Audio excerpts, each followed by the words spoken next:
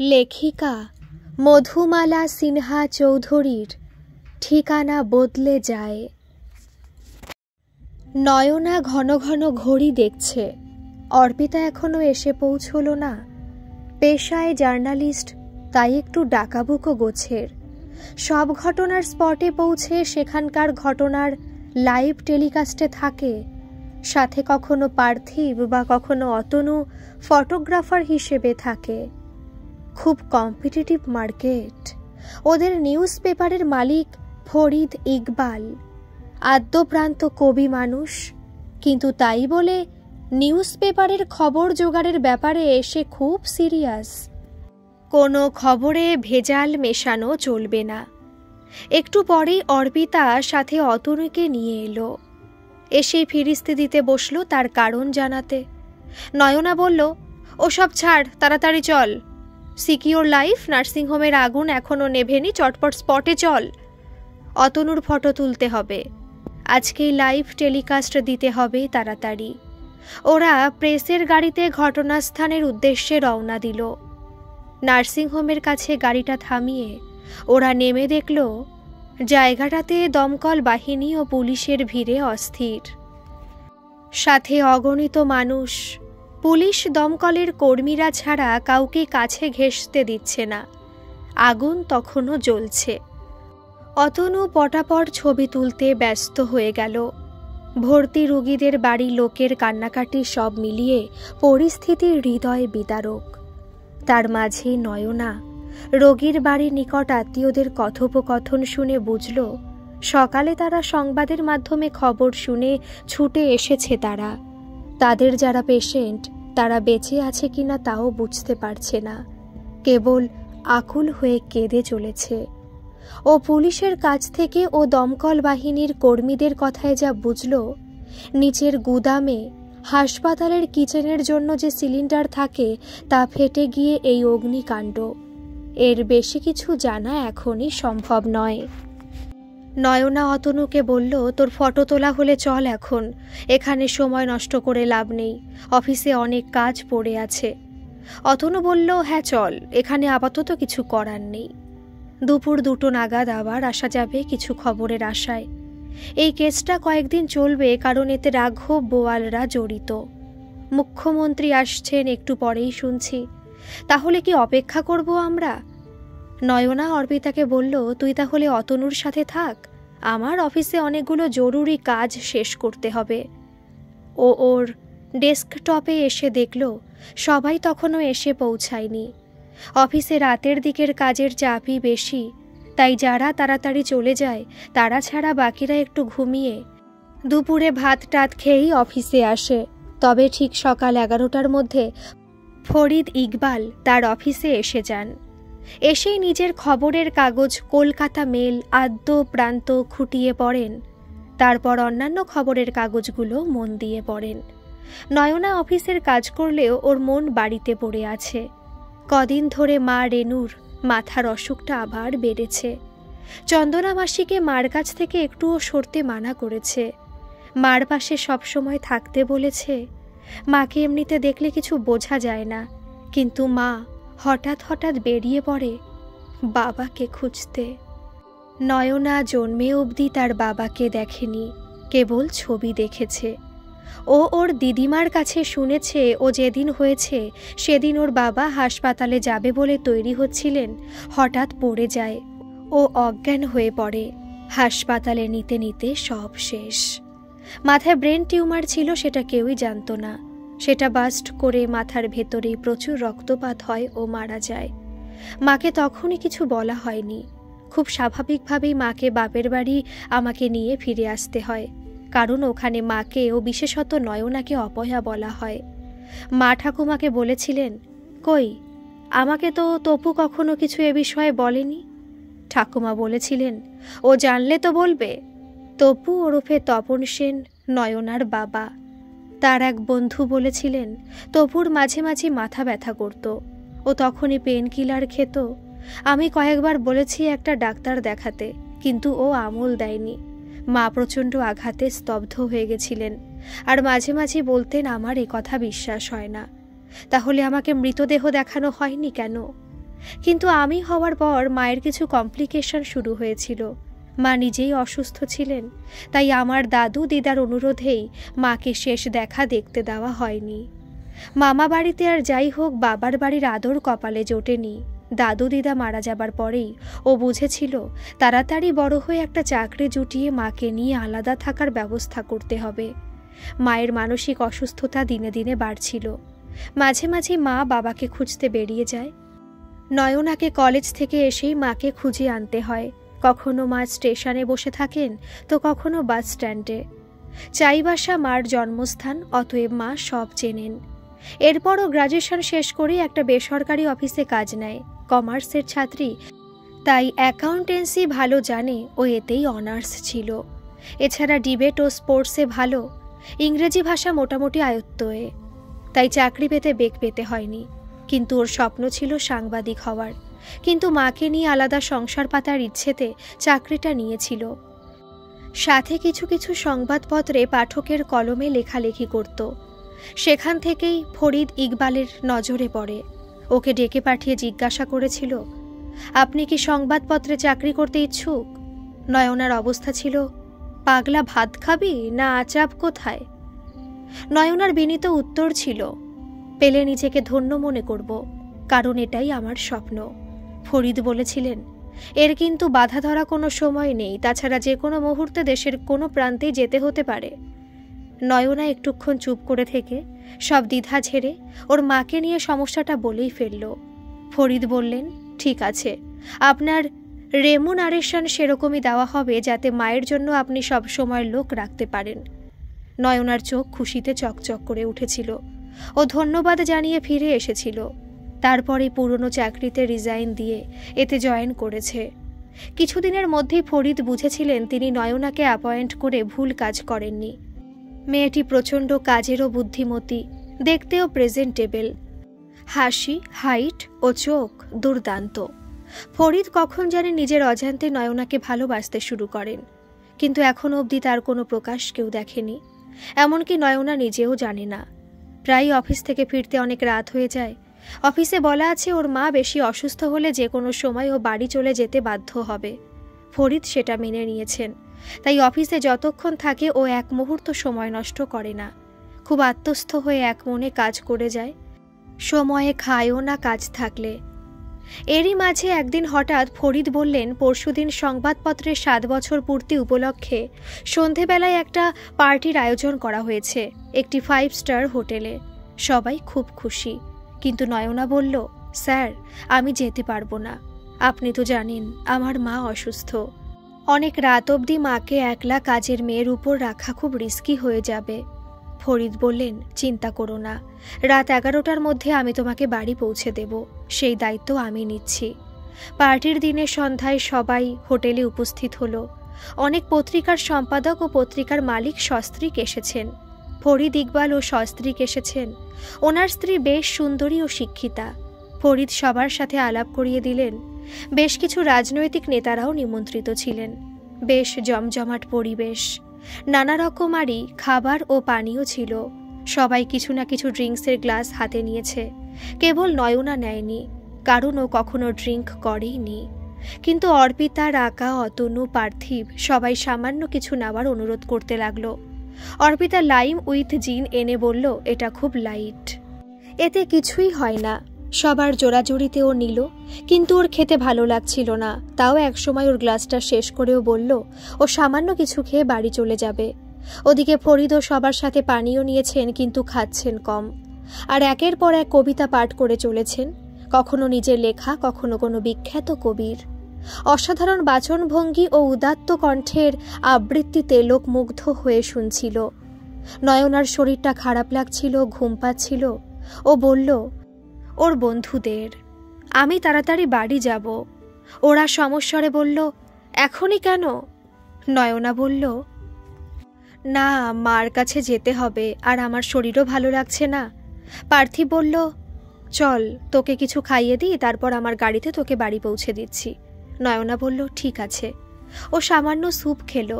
পার্থিব বলল, আর কিছু খাবি না? না রে, আমার বমি বমি লাগছে, আর কিছু খেতে পারবো না। পার্থিব বলল, চল বাড়ি পৌঁছে দিচ্ছি। নয়না বলল, ফরিদ স্যারকে বলে যাই। ও ফরিদকে বলতে গেল। ফরিদ বলল, চলো আমি পৌঁছে দিচ্ছি। নয়না বলল, না না, ম্যাডাম এসেছেন, আপনারা এনজয় করুন, আমাকে পার্থিব পৌঁছে দিচ্ছে। ফরিদ বললেন, না না, আমি তো বলেছিলাম তোমাকে পৌঁছে দেব, আর আমার স্ত্রী সুলতানা তো তার বন্ধুদের সাথে এনজয় করছেন, আমি যাব আর আসবো, তুমি চলো। নয়না বলল, আমি পার্থিবকে বলে আসছি। ও গিয়ে পার্থিবকে সব বলল। পার্থিব গম্ভীর হয়ে সব শুনল। আমার কিছু করার নেই রে, ওনার আন্ডারে আমি চাকরি করি, আর চাকরি আমার কাছে কতটা প্রয়োজন তুই তো জানিস। পার্থিব বলল, ঠিক আছে তুই যা। ততক্ষণে ফরিদ তার স্ত্রীকে বলে চলে এসেছেন। গাড়ির কাছে এসে ফরিদ সামনে দরজা খুলে ধরল। নয়না বলল, আমি পেছনে বসছি, কারণ আমার শরীরটা ভালো লাগছে না। ফরিদ বললেন, ঠিক আছে। রাস্তায় যেতে যেতে নয়না বলল, স্যার গাড়ি থামান, আমি বমি করব। সঙ্গে সঙ্গে ফরিদ গাড়ি থামালেন। তাড়াতাড়ি এসে গাড়ির পেছনে দরজা খুলে ধরলেন, কিন্তু ওকে ধরা মাত্র ও হুড়মুড় করে বমি করে ফেলল ফরিদের গায়ে ও নিজের গায়ে। তারপরে অচৈতন্য হয়ে পড়ল। ফরিদ খাওয়ার জলের বোতল যা সব সময় তার গাড়িতে মজুদ থাকে তাই দিয়ে সম্ভবত ওকে ধুয়ে ও নিজেকেও কিছুটা পরিষ্কার করে ওকে গাড়ির পেছনের সিটে শুইয়ে দিলেন।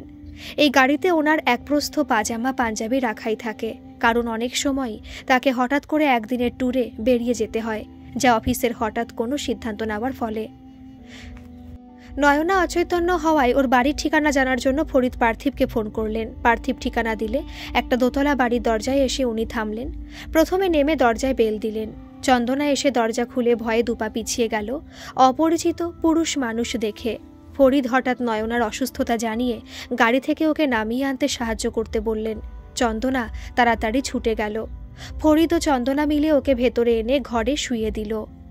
নয়নার মা ওষুধের প্রভাবে অঘরে তখন ঘুমোচ্ছেন। ফরিদ জামা কাপড় ছাড়ার জন্য ওয়াশরুমটা দেখিয়ে দিতে বলে নয়নার জামা ছাড়িয়ে দিতে বললেন। ভালো করে স্নান সেরে পাজামা পাঞ্জাবি পরে ফরিদ বেরিয়ে এলেন। সুপুরুষ ফরিদ, প্রায় 6 ফুটের কাছে লম্বা। তার দিকে একবার হাঁ করে তাকালো চন্দনা। একটু হেসে চন্দনাকে 2 গ্লাস লেবুর জল দিতে বললেন। চন্দনা মাথা নেড়ে চলে গেল। ফরিদ নিজের স্ত্রী সুলতানাকে ফোন করে বিস্তারিত খবর সব দিলেন এবং বাড়িতে কোনো পুরুষ মানুষ না থাকায় ওনাকে আজ রাতটুকু এখানেই কাটাতে হবে জানিয়ে বললেন, পার্টি শেষ হলে উনি যেন ড্রাইভার গৌরমোহনকে নিয়ে বাড়ি চলে যান। সকালে ফরিদ ঘরে ফিরবেন। এদিকে উনি ঘরে ঢুকে দেখলেন নয়নাকে একটা পিঙ্ক রঙের ম্যাক্সি ও পেটিকোট পরিয়ে দিয়েছে চন্দনা। ঘরে সুগন্ধি ধূপকাঠি জ্বালিয়ে চন্দনা ওকে পরিষ্কার করে পাউডার লাগিয়ে ওর গায়ে হালকা কোনো পারফিউম লাগিয়ে দিয়েছে। মনে মনে ফরিদ চন্দনার রুচির তারিফ করলেন। একটু পরেই চন্দনা 2 গ্লাস লেবুর জল নিয়ে ঘরে ঢুকে ফরিদ কিছু খাবার খাবে কিনা জিজ্ঞেস করল। ফরিদ না বলে ওকে শুতে যেতে বলল। চন্দনা মাথা নেড়ে ঘরের দরজা ভেজিয়ে চলে গেল। ফরিদ রান্নাঘরে গিয়ে একটা বাটিতে জল এনে ওর মুখে ঝাপটা দিল, জ্ঞান ফিরেছে কিনা বোঝার জন্য। বুঝল জ্ঞান ফিরেছে, কিন্তু অঘরে ঘুমাচ্ছে। ফরিদ নিজে লেবুর জল খেয়ে ওরটা ঢাকা দিয়ে রেখে একটা চেয়ারে বসে একটা বইয়ের পাতা উল্টাতে লাগলো। কিছুক্ষণের মধ্যে ওর ভীষণ ঘুম পেতে লাগলো। কিছু সময় ভেবে নিল, তারপর দেখল যে খাটে নয়না শুয়ে আছে সেটা অনায়াসে 2 জন শুতে পারবে। আগামীকাল অফিসে যেতেই হবে, সুতরাং ঘুমটার খুব প্রয়োজন। আর কোনো ভাবনা না ভেবে ও নয়নার পাশে একটা বালিশ নিয়ে শুয়ে পড়ল। হঠাৎ ভোরের দিকে ওর ঘুম ভেঙে গেল কারোর জড়িয়ে থাকাতে। চোখ খুলে দেখল নয়না ওকে জড়িয়ে অঘরে ঘুমাচ্ছে। ফরিদ একটু অবাক হলো, তারপরে বুঝল নিশ্চয়ই মার কাছে শোয়ার অভ্যেস। ঘুমের ঘোরে মায়ের কাছেই শুয়ে আছে ভেবেছে। ফরিদ ওর হাতটা ছাড়িয়ে সরে শুলো, কিন্তু নয়নার স্পর্শে ওর শরীর শিহরিত হচ্ছিল। ফরিদ তো জানে ও নয়নাকে ভালোবাসে, ও নিজেকে আটকাতে পারছিল না। ও আস্তে করে ওর পাশে সরে গিয়ে ওর কপালে চুমু খেলো, তারপরেই ওকে বুকে জড়িয়ে ধরল। নয়নার ঘুম ভেঙে ফরিদকে দেখে আতকে উঠে বসল। বলল, স্যার আপনি? ফরিদ পুরো ঘটনাটা বলল। নয়না বলল, ও তাই বুঝি আপনি একজন অসহায় ও ঘুমন্ত মেয়ের উপর সুযোগ নিচ্ছেন? ফরিদ জোর দিয়ে বলল, না। এই নাটা এত জোরে বলা যে পুরো বন্ধ ঘরের 4টে দেওয়াল যেন নায়ের ভেতরের এক হাহাকার হয়ে চারিদিকে অনুরণিত হচ্ছিল। ফরিদ বলে চলেছে, আমি ফরিদ ইকবাল, জীবনে অনেক সুন্দরী মেয়ে দেখেছি, অনেক মেয়ে আমাকে চেয়েছে, আমি তাদের অগ্রাহ্য করেছি, আমি স্ত্রী ছাড়া কোনোদিন কারোর প্রতি মন দিইনি, কিন্তু হঠাৎ করে আমি তোমাকে ভালোবেসে ফেলেছি। তুমিও জানো তোমার অ্যাভারেজ চেহারা, তোমার মতো মেয়ে হামেশাই দেখতে পাওয়া যায়। আমি তোমার কর্মদক্ষতা, জীবনের লড়াইয়া প্রাণ টিকে থাকার চেষ্টা, মার প্রতি দায়িত্ব, ভালোবাসা, এই সবই তোমাকে মনে মনে আমি শ্রদ্ধা করতাম। হ্যাঁ, তোমার চেহারায় তোমার হাসি ও চোখ খুব আকর্ষণীয়। আমার শ্রদ্ধা কখন যে ভালোবাসায় রূপান্তরিত হয়েছে আমি বুঝতে পারিনি। নয়না বলল, কিন্তু স্যার, আমি তো আপনাকে ভালোবাসি না। আপনার সৌম্য ব্যবহার, কবিতা লেখা ও সুন্দর উদাত্ত কণ্ঠে আপনার আবৃত্তি আমার ভালো লাগে, কিন্তু সেটা ভালোবাসা নয়। ফরিদ বললেন, ঠিক আছে, এটাই তো স্বাভাবিক। আমি ভালোবাসি বলে তুমি ভালোবাসবে এমন তো কথা নেই। নয়না খুব সংকুচিত স্বরে বলল, স্যার, আমার চাকরিটা থাকবে তো? ফরিদ ধমকে উঠলেন, কি সব যাতা বলছো? এর সাথে চাকরির কি সম্পর্ক? বাই দ্য ওয়ে, তুমি কি কাউকে ভালোবাসো? নয়না হ্যাঁ সূচক মাথা ঝাঁকালো। নামটা জানতে পারি? পার্থিব স্যার। ও, খুব ভালো কথা। ছেলেটি খুব ব্রাইট। ও ভবিষ্যতে অনেক দূর যাবে। তোমার আজ অফিসে আসার দরকার নেই, কাল এসো। আমি এখন চলি। নয়না এক কাপ চা খেয়ে যেতে অনুরোধ করল। ফরিদ বললেন, পরে একদিন। আমার স্ত্রী আমার জন্য অপেক্ষা করছেন। এই বলে ফরিদ চলে গেল। নয়না ধপ করে নিজের বিছানায় বসে পড়ল। তারপর মাকে গিয়ে একবার দেখে এলো। মা তখনও অঘরে ঘুমাচ্ছে। চন্দনাকে বলল, চন্দনাদি, তুমি ধীরে সুস্থে কাজ সারো, আজ আমার অফিস নেই। চন্দনা একগাল হেসে বলল, ও মা, তাই? তাহলে আজ কিছু ভালো রান্না করব। রোজ তো নাকে মুখে দুটো গুজে বেরো, রাতেও ফেরার ঠিক থাকে না। তুমি টাকা দাও, আমি একটু ভালো মাছ আর মাংস নিয়ে আসি।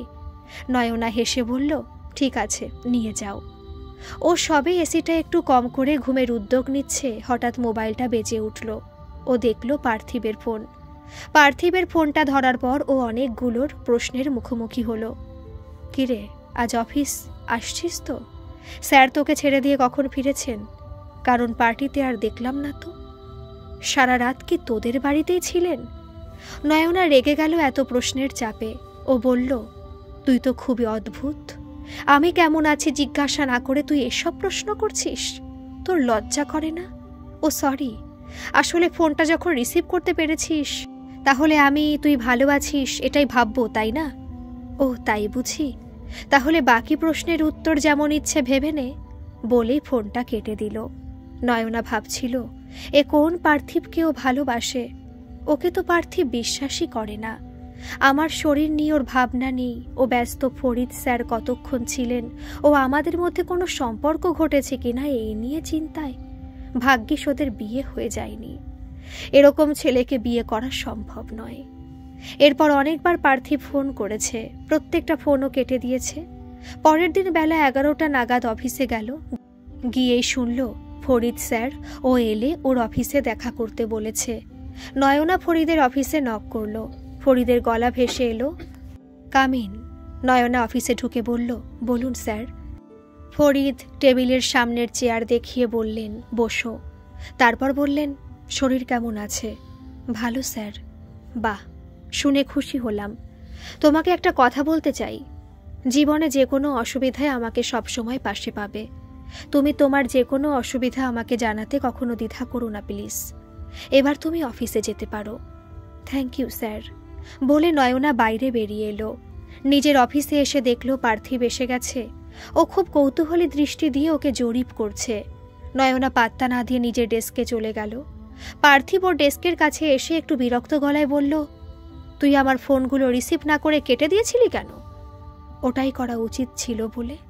খুব অদ্ভুত কথা বলছিস নয়না। আমার প্রয়োজন তোর কাছে ফুরিয়ে গেছে? ধরে নে তাই।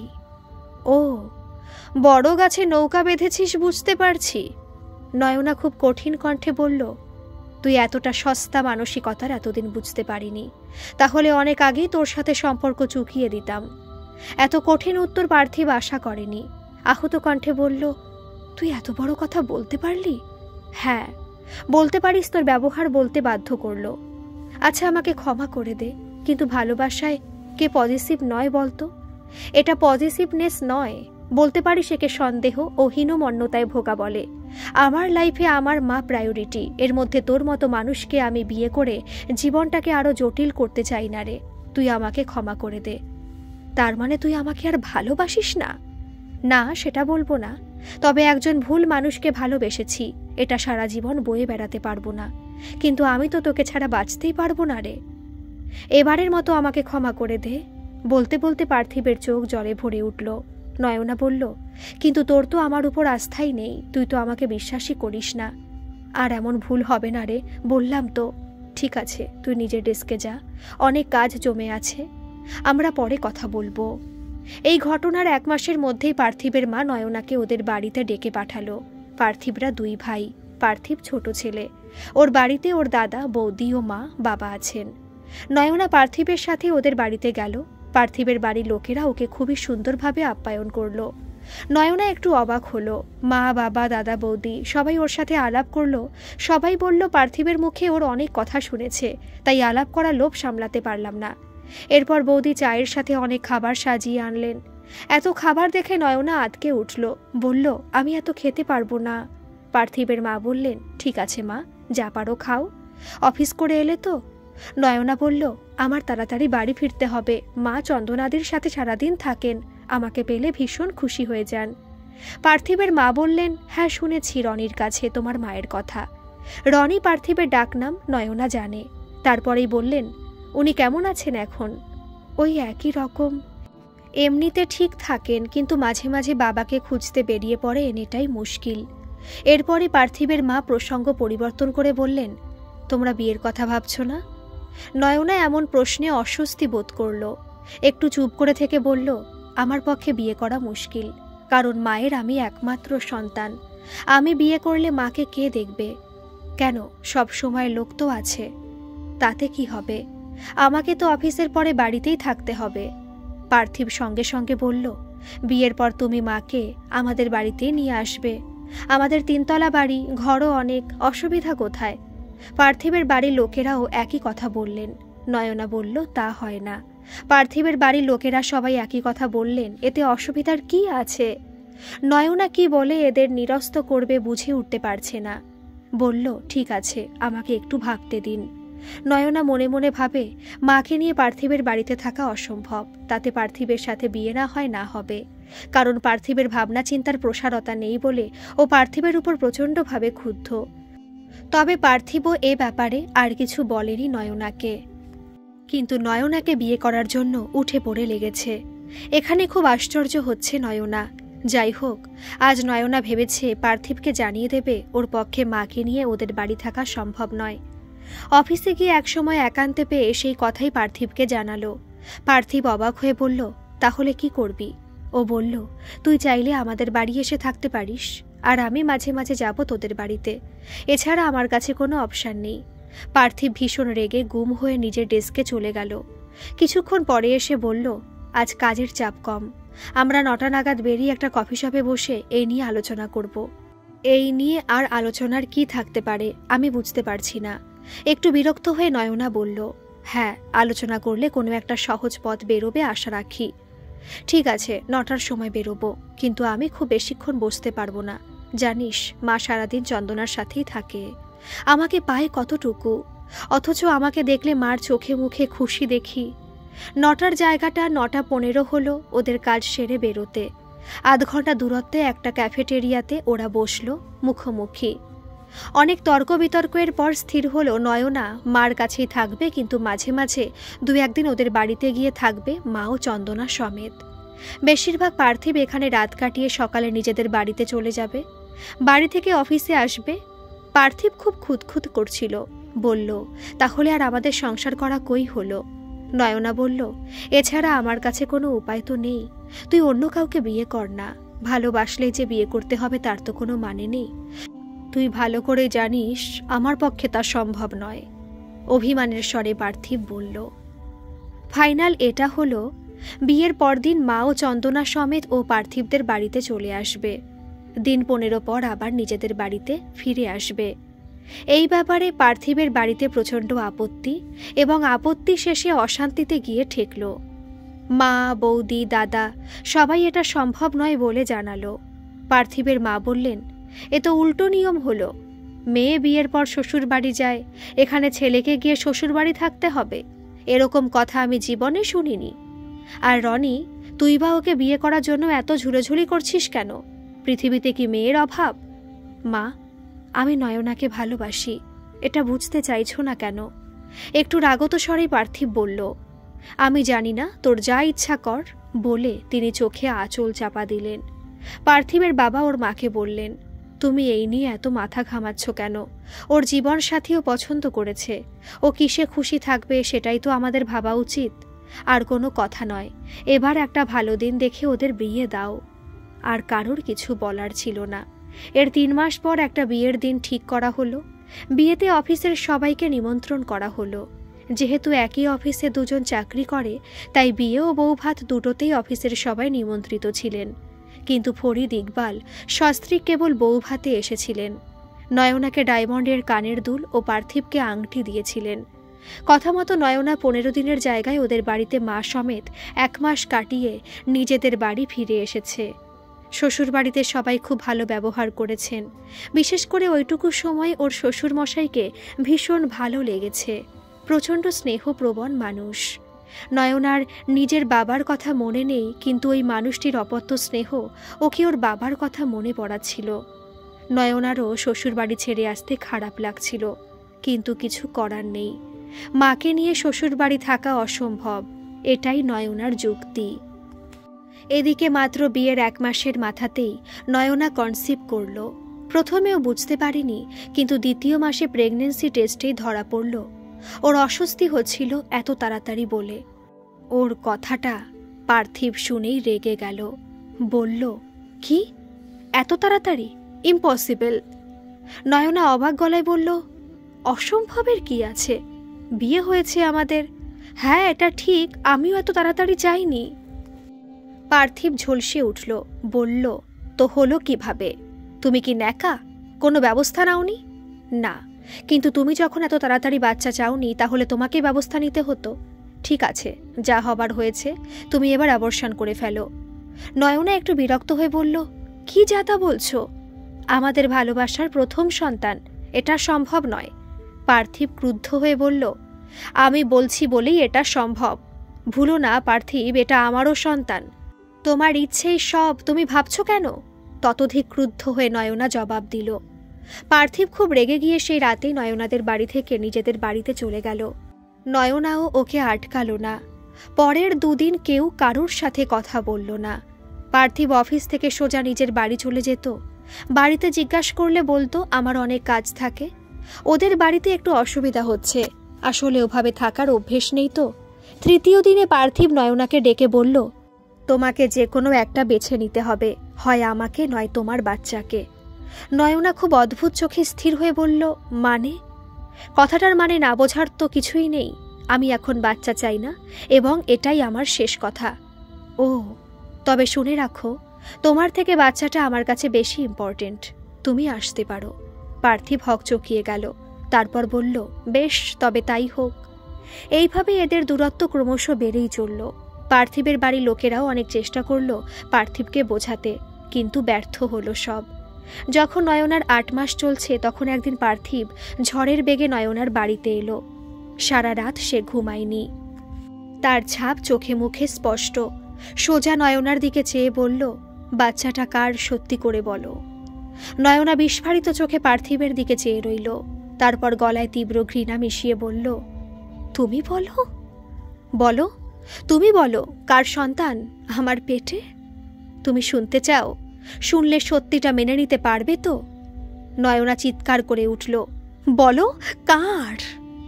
ফরিদ ইকবালের। মাত্রা অতিরিক্ত উত্তেজনায় এই স্টেজে নয়না অজ্ঞান হয়ে গেল। পার্থিব ফিরেও তাকালো না, ঝড়ের গতিতে বেরিয়ে গেল। চন্দনা এত চিৎকার চেঁচামেচিতে কিছু আগে এই ঘরে চলে এসেছিল। ও কান্নাকাটি করে নয়নার অফিসের বন্ধুদের মোবাইল নম্বর দেখে দেখে ফোন করে ডেকে আনলো। ওরা ওকে তাড়াতাড়ি হাসপাতালে নিয়ে গেল। এই ঘটনার 1 মাস পরেই নয়নার মেয়ে হয়েছে। না, মেয়ের বাবা মেয়েকে দেখতে আসেনি।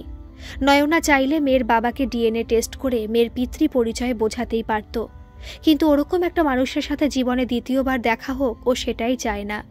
আর তার সাথে ঘর করার কথা সে ভাবতেও পারে না। বন্ধুদের মুখে শুনেছে ও ফরিদ ইকবালের চাকরি ছেড়ে দিয়েছে। নয়না হাসপাতাল থেকে বাড়িতে গিয়ে একটু সুস্থ হয়েই পার্থিবকে ডিভোর্সের নোটিশ পাঠাবে, এটাই সে মনে মনে ভাবছিল। এমন সময় ফরিদ ইকবাল এলেন, হাতে একটা জারবেরা, গ্ল্যান্ডিফ্লোরা ও নাম না জানা কিছু ফুলের মিশেলে এক বিরাট ফুলের বোকে, সাথে কিছু ফল মিষ্টি নিয়ে। নয়না অবাক হয়ে বলল, স্যার আপনি? কেন, তোমার বেবিকে আমি দেখতে আসতে পারি না? না তা নয়, মানে বুঝেছি, আমি আমার স্ত্রীকে নিয়ে আসবো ভেবেছিলাম, কিন্তু আচমকা পার্থিবের চাকরি ছেড়ে দেওয়া ও তোমার কলিগদের মুখে যখন শুনলাম মেয়ের বাবা মেয়েকে দেখতে আসেনি, তখনই আমি আজ করলাম ঘটনাটা কি হতে পারে। তারপর শুনলাম এই বেবি নিয়ে যত অশান্তি। আমার কাছে সব কিছু জলের মতো পরিষ্কার হয়ে গেল। আমি পার্থিবের বাড়ি যাব, ওর সাথে ও ওদের বাড়ির লোকের সাথে কথা বলতে। না স্যার, ও যদি আপনার কথা মেনে আমাকে ও আমার মেয়েকে গ্রহণ করতে চায়ও, আমি এ সম্পর্কে থাকব না। আমি ওর সাথে কোনো মতেই ঘর করব না। কথাটা নয়না দৃঢ় আত্মপ্রত্যয়ের সাথেই বলে। ফরিদ নয়নার মুখের দিকে চেয়ে থাকে একটু সময়, তারপর বলেন, কিন্তু তুমি তো ওকে ভালোবাসো। হ্যাঁ, এটা আমার দুর্ভাগ্য যে একটা ভুল মানুষকে ভালোবেসেছি, যে আমাকে বিশ্বাস করে না, আমার ভালোবাসার মর্যাদা দেয় না, তাকে নিয়ে আর যাই হোক ঘর করা চলে না। তাছাড়া আপনি তো আমার কাজটা জানেন স্যার, আমি একজন সাংবাদিক, আমাকে স্পটে থাকতে হয়, বাইরে যেতে হয়, সেখানে ছেলে সাংবাদিক, ফটোগ্রাফার সবাই থাকে। ও প্রতি মুহূর্তে সন্দেহ করে করে আমারও আমার মেয়ের জীবন নরক করে তুলবে। শরীরে গ্যাংরিন হলে সেই অঙ্গটা বাদ দেওয়াই ভালো, না হলে সম্পূর্ণ শরীরে পচন ধরে। ঠিক আছে, দেখো যেটা তোমার ঠিক মনে হয় সেটাই করো, আর আমাকে সবসময় তোমাদের ওয়েল উইশার জেনো। কোনো অসুবিধা বা বিপদে পড়লে আমাকে বলতে কিন্তু দ্বিধা করবে না, বলে ফরিদ উঠে দাঁড়ালেন। ও আর একটা কথা, আমাকে পার্থিবদের বাড়ি যেতেই হবে, কারণ তোমার সংসার ভাঙার মূল কারণ আমি, আর তোমাকে আমাকে জড়িয়ে ভুল অপবাদ দেওয়া হচ্ছে। আমার জন্য যাব না, আমি তোমার জন্যই যাব, ও যেতে আমাকে হবেই, বলে উনি উঠে দাঁড়ালেন। আমি আবার আসব হসপিটালে ও তোমার বাড়িতে সস্ত্রীক যাব। তবে আমার মনের কথা তুমি জানো, আর আমাদের মুসলিম ধর্মে দুটো বিয়েতে কোনো অসুবিধা নেই। যদিও আমার স্ত্রীকে আমি খুব ভালোবাসি, কিন্তু একজনকে ভালোবাসলে আর একজনকে ভালোবাসা যায় না, এ কথা আমি বিশ্বাস করি না। এখন একটা সন্তান বেশিরভাগ মানুষের, কিন্তু আগে তো প্রায় ঘরেই 8-9 জন ভাই বোন থাকতো। বেশি ছেলেমেয়ে বলে কি মা বাবার তাদের কম ভালোবাসতেন? মানুষ তো মানুষকেই ভালোবাসবে, এটাই তো স্বাভাবিক। যাই হোক, আজ আসি, ফোনে তোমার খোঁজ খবর নেব, কখনো নিজেকে অসহায় মনে করো না, আমি পাশে আছি। নয়না কিছুই বলল না, চুপচাপ শুনে গেল, কেবল মাথাটা আস্তে নাড়ল। ওর শরীরটা বড় ক্লান্ত লাগছিল। ফরিদ বেরিয়ে যেতেই ও শুয়ে পড়ল। শুয়ে শুয়ে ভাবছিল ওর জীবনের জন্য এত জটিলতা অপেক্ষা করছিল, ও তার একটু আভাস পর্যন্ত পেল না কেন। তারপর ভাবল, সত্যি পায়নি কি? পেয়েছিল তো। পার্থিবের মনে একটা কুটিল সন্দেহ ফরিদ স্যারকে নিয়ে যে হচ্ছিল, ও তো সেটা বুঝতে পেরেছিল। তাছাড়া এই যে হঠাৎ করে এত তাড়াহুড়ো করে ওকে বিয়ে করে ফেলা, সেটা নিয়ে ওকে ভাবতে হতো। কিন্তু যা হবার তা হয়ে গেছে, আর এখন ভেবে লাভ নেই। এখন মেয়েকে মানুষ করা, মা ও চাকরি, এই তিনটে একসাথে ওকে সামলাতে হবে। অতএব অন্য কোনো দিকে মন দেওয়ার ওর সময় নেই। ফরিদ ইকবাল হাসপাতাল থেকে বাড়ি যেতে যেতে ভাবছিলেন, এইরকম একটা সৎ, বিশ্বস্ত, সব দিক দিয়ে এত সুন্দর ফুলের মতো একটা মেয়ের এত কষ্ট। পার্থিব একটা অপদার্থ, খুব ভুল লোককে নয়না ভালোবেসেছে। আমি ওর সাথে কথা বলবো অবশ্যই, এবং তা কালকেই। পরের দিন সকাল 10টা নাগাদ ফরিদ পার্থিবকে ফোন করে। 4 বার ফোন করার পর পার্থিব ফোন ধরল। ঘুম জড়ানো স্বরে হ্যালো বলল। ফরিদ বললেন, আমি ফরিদ ইকবাল বলছি, আমি তোমাদের বাড়িতে তোমার সাথেও তোমার বাড়ির লোকের সাথে কথা বলতে চাই। পার্থিব বলল, কারণ কি? আমি তো আর আপনার চাকরি করি না, সুতরাং আমার সাথে আপনার কি প্রয়োজন থাকতে পারে? হ্যাঁ, ঠিক ধরেছ, প্রয়োজনটা আমারই। কখন গেলে সুবিধা হয় বলো? কিন্তু আমার সাথে আপনার কি প্রয়োজন আমি বুঝতে পারছি না। সেটা গিয়ে কথা বললে তুমি বুঝতে পারবে। ঠিক আছে, যদি একান্তই আসতে চান তবে সন্ধ্যা 6টা নাগাদ আসুন। ঠিক আছে, বলে ফরিদ ফোন নামিয়ে রাখলেন। ঠিক 6টার সময় ফরিদ ইকবালের গাড়ি পার্থিবদের গেটের সামনে এসে দাঁড়ালো। গাড়ির আওয়াজে পার্থিব বেরিয়ে এসে গেট খুলে দাঁড়ালো। ফরিদ গাড়ির দরজা লক করে পার্থিবের সাথে বাড়ির ভেতরে গেল। সাজানো গোছানো ড্রয়িং রুমে একটা সোফা দেখিয়ে পার্থিব বলল, আপনি বসুন স্যার। পার্থিব বসতে বসতে বললেন, তোমার বাড়ির মেম্বার, বিশেষ করে তোমার মা বাবাকে এখানে ডাকো। পার্থিব কিছু না বলে ভেতরে চলে গেল। ও একটু পরে পার্থিবের মা বাবা এলেন ড্রয়িং রুমে। ফরিদ উঠে দাঁড়িয়ে দুজনকে নমস্কার জানালেন। ওনারা ফরিদকে বসতে বললেন। ফরিদ বললেন, আপনারাও বসুন। আমি আপনাদের ছেলের বউ নয়নার সম্বন্ধে কিছু কথা বলতে এসেছি। আপনারা হয়তো অবাক হচ্ছেন জানি, কিন্তু যেহেতু ওদের মাঝখানে আমাকে নিয়ে অশান্তি হচ্ছে, সেজন্য আমার কিছু কথা বলতেই হচ্ছে বলে পার্থিবের দিকে একবার তাকালেন। পার্থিব মাথা নিচু করে বসেছিল। ও একবার ফরিদের দিকে তাকিয়ে মাথা নামিয়ে মেঝের দিকে তাকিয়ে রইল। ফরিদ বলা শুরু করলেন, ওরা দুজনেই আমার অফিসে চাকরি করত। হঠাৎ কয়েকদিন আগে আপনার ছেলে রিজাইন দিয়েছে। আমার কাছে সেই দরখাস্ত আজও পড়ে আছে। হঠাৎ রেজিগনেশনের কারণ প্রথমে আমি বুঝতে পারিনি, পরে অফিসের ছেলে মেয়েদের কাছে জিজ্ঞাসা করে অনেকটাই বুঝলাম। পার্থিব মনে করে তার স্ত্রী যে সন্তানের জন্ম দিলেন তার বাবা আমি। শুনে খুব অদ্ভুত লেগেছে। এতদিন আমার অফিসে কাজ করেও দেখলাম আপনার ছেলে আমাকেও, যাকে সে ভালোবেসেছে, বিয়ে করেছে, সে নয়নাকেও চেনে না বা জানে না। পার্থিব, তোমার আমাকে দেখে এই ধারণা হয়েছে এতদিনে যে আমার বাচ্চা আমি অন্যের কাছে ছেড়ে দেব? না, এত কাপুরুষ আমি নই। আর নয়নাও তেমন মেয়ে নয় যে কিছু গোপন করেও যাকে ভালোবাসে তাকে বিয়ে করবে। এই ধারণার একটাই কারণ, পার্টিতে নয়না অসুস্থ হয়ে যাওয়ায় ওকে পৌঁছাতে এসে আমাকে এক রাত ওর বাড়িতে বাধ্য হয়ে থাকতে হয়েছিল ও সুস্থ না হওয়া পর্যন্ত। মাত্র এক রাতেই পার্থিব তোমার মনে হলো যে আমার সাথে ওর ফিজিক্যাল রিলেশনশিপ হয়েছে? তুমি মেয়েদের যে সম্মান করো না তা তোমার এমন ভাবনাতেই বোঝা যায়।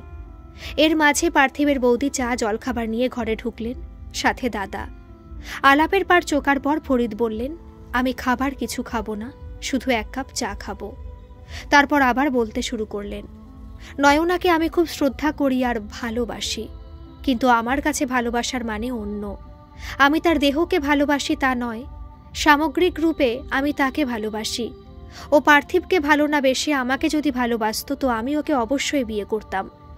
আমার বাড়িতে স্ত্রী আছেন আর তিনি খুব সুন্দরী, শিক্ষিতা, রুচিশীলা ও ভালো ফ্যামিলি থেকে এসেছেন। আমি তাকেও খুব ভালোবাসি, কিন্তু আমি মনে করি না যে মানুষের হৃদয় এত ছোট যে সেখানে মাত্র একটি মেয়েকেই রাখা যায়। মানুষের হৃদয় এত বড় হওয়া উচিত যে সেখানে পুরো বিশ্বের মানুষের স্থান হয়। আমার কাছে ভালোবাসা মানে তার সার্বিক মঙ্গল চাওয়া, সুখে দুঃখে তার পাশে থাকা, তাকে সম্ভব মতো খুশি রাখার চেষ্টা, তার যাতে কষ্ট না হয় সেটা লক্ষ্য রাখা, এগুলোই আমার কাছে ভালোবাসা। বাকি মেয়ে কার সে তো বাচ্চার ডিএনএ টেস্ট করলেই জানা যাবে। আর একটা কথা, ওদের বিয়ে টিকে থাকুক এটা আমি চাই, কিন্তু যদি নাও থাকে আমি সব সময় ওর পাশে থাকব। এবার আমি উঠি। পার্থিবের বৌদি বললেন, আরে চাটা খেয়ে যান। ফরিদ বললেন, না থাক, আবার কখনো দেখা হলে তখন খাবো বলে উনি বাড়ি থেকে বেরিয়ে নিজের গাড়িতে স্টার্ট দিলেন। মনে ভাবলেন, এতক্ষণ অফিসে অনুপস্থিত, এখন অফিসে যেতেই হবে। পার্থিবের বাবা, মা, দাদা সবাই বললেন, এটা তুই কি করলি রনি? কেবল সন্দেহ করে একটা মেয়ের জীবন নষ্ট করলি। ওর বাবা বললেন, চলো সবাই মিলে হাসপাতালে আমার নাতনিকে দেখতে যাই। রনি, তুই চন্দনার থেকে কোন হাসপাতাল, কত নম্বর ওয়ার্ড, এসব খবর নে। পার্থিবের দাদা বললেন। হাসপাতালে এতজনকে একসাথে দেখে নয়না হতবাক। ঠাকুমা ছুটে গিয়ে নাতনিকে বুকে তুলে নিলেন। ঠাকুর দাদা নাতনির হাতটি ধরে আদর করছেন। দাদা বৌদি নয়নার শারীরিক কুশল জিজ্ঞাসা করছেন। দূরে দরজার সামনে মাথা নিচু করে দাঁড়িয়ে পার্থিব। বৌদি বললেন, নয়না, রনিকে ডেকে নে, দেখ ও লজ্জায় মাথা নিচু করে দরজার সামনে দাঁড়িয়ে।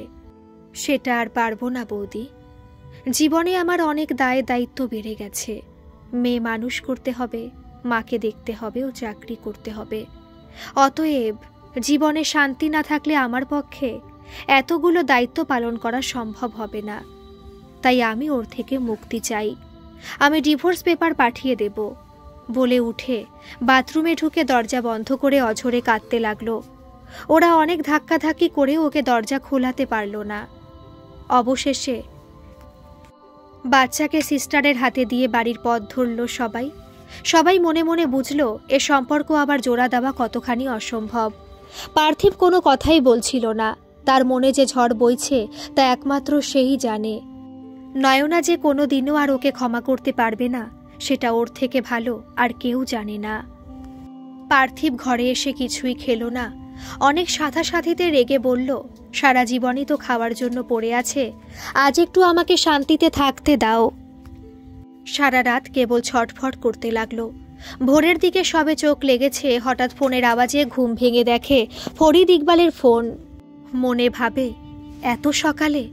হ্যাঁ স্যার, বলুন। তুমি এখনই নয়না যে নার্সিংহোমে আছে সেখানে চলে এসো, কুইক। হঠাৎ কি হয়েছে? নয়নার কিছু? এখন কথা বলার সময় নয়, তাড়াতাড়ি হাসপাতালে এসো। পার্থিব ঝটিতে উঠে চোখে মুখে জল দিয়ে মাকে বলে গেল, আমি নয়নার নার্সিংহোমে যাচ্ছি। ওর মা বললেন, হঠাৎ কি হয়েছে? আমি জানি না, আমাকে ইকবাল স্যার যেতে বললেন তাই যাচ্ছি। হসপিটালে গিয়ে দেখে ওদের অফিস স্টাফেরা, ফরিদ, ইকবাল সবাই পৌঁছে গেছেন। ফরিদ ডাক্তারের সাথে কথা বলতে গেছেন। পার্থিব, অপর্ণা, অরণ্য সবাইকে জিজ্ঞেস করল কি হয়েছে। সবাই ঘন ঘন রুমালে চোখ মুছছে। তোমরা বলো, নয়নার কিছু হয়েছে? ও তো আমার সাথে কথা বলছে না, তোমরা বলো। অরণ্য একটু ছেলে মানুষ, ও হঠাৎ পার্থিবকে জড়িয়ে ধরে বলল, পার্থিব দা, নয়নাদি আর কারোর সাথে কোনোদিন কথা বলবে না। পার্থিব এক ধাক্কায় অরণ্যকে সরিয়ে ছুটল নয়নার রুমের দিকে। সেখানে কেউ ছিল না। সিস্টারকে জিজ্ঞাসা করলো পেশেন্ট কোথায়। বলল আইসিইউতে। সেটা কোন দিকে জেনে নিয়ে ঊর্ধ্বশ্বাসে ছুটল। গিয়ে দেখল ফরিদ ইকবাল চোখের জল মুছছেন আর ভারপ্রাপ্ত ডাক্তার সিস্টার সবার সাথে প্রচুর চেঁচামেচি করছেন ওদের কেয়ারলেসের জন্য নয়না মারা গেছে এবং এর জন্য উনি কোর্টে যাবেন ইত্যাদি বলছেন। পার্থিব ভাবছে ও কোথায় যাবে। আইসিইউতে গিয়ে দেখল নয়না ঘুমিয়ে আছে শান্তিতে। এই মেয়েটা আজ পার্থিবের জন্য মারা গেল, সেটা কেউ না জানুক, পার্থিব জানে। পার্থিব ওর পায়ের কাছে মাটিতে বসে পড়ে বলল, নয়ন, তুমি আমাকে এত বড় শাস্তি দিলে, আমাকে ক্ষমা চাওয়ার সময়টুকুও দিলে না। ওর পায়ের কাছে ডাক্তারের ফাইল খুলে দেখল, সাডেন কার্ডিয়াক অ্যারেস্টে নয়নার মৃত্যু হয়েছে রাত 3:30। তারপর বাড়ির থেকে চন্দনা যাকে যাকে পেরেছে ফোন করেছে। অবশেষে ফরিদ ইকবাল মারফত পার্থিব জেনেছে। পার্থিবের মাথার ভেতরটা শূন্য হয়ে গেছে মনে হচ্ছে। ও কিছুই বুঝতে পারছে না। হঠাৎ ফরিদ এসে বলল, দেখলে তো, ওই মেয়ে কি চূড়ান্ত শোধ নিল তোমার অপমানের। পার্থিব কাঁদতে কাঁদতে বলল, ঠিকই বলেছেন স্যার। এরপর ফরিদ বললেন, নয়নার মাকে আর মেয়েকে আমি নিয়ে যাব আমার বাড়িতে। পার্থিব বলল, আমার মেয়েকে আপনি কেন নিয়ে যাবেন? আমার তো বেঁচে থাকার ওই একমাত্র সম্বল, আর ওর মাকেও আমিই দেখব। না, ওর মায়ের দায়িত্ব আমি নেব। ওর জন্য তো আমি কিছুই করতে পারলাম না, অন্তত মাসিমার জন্য করে ওর অসময়ে চলে যাওয়ার দুঃখটা একটু ভুলে থাকার চেষ্টা করব। গল্পটা কেমন লাগলো অবশ্যই কমেন্ট করে জানাবেন, আর ভালো লাগলে একটা সাবস্ক্রাইব করে আমার পাশে থাকবেন। ধন্যবাদ।